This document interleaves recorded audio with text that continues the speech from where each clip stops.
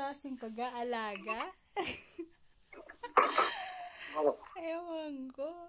Sobrang Oo, grabe. bakit pag kung mahal mo, hindi mo pa ba padididiin pag kung mahal mo? Ewan ko sa'yo. Ganun pala yun.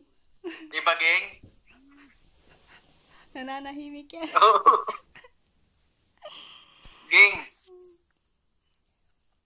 Saan na? Pero masaya na rin naman. Parang nasanay na ako na ganito. Alam mo, hindi ka na naghihintay ng may magsasabi Hindi, kung makakakita ka rin, bata ka. Apa?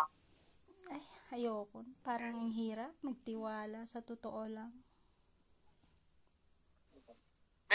Meron dito binata. Kaso, Egyptian, amoy lang ka nga lang. Loko ka. Alam mo, yung friend ko nga, meron siyang boyfriend na ibang lahi. Tapos nagkaanak sila. Ang ganda nung anak nila. May lahi eh.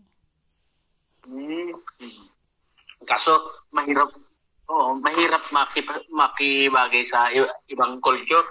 Totoo yan. Tsaka hindi lang yun yung gusto mong umuwi sa inyo tapos may anak kayo, hindi mo man pwede na, Oo. di ba? Paano kung hindi po Okay lang kung sa Pilipinas, halimbawa, kagaya sa amin, Bacolod siya, inuwi ko ng Albay. Kung gusto niya umuwi anytime, pwede naman.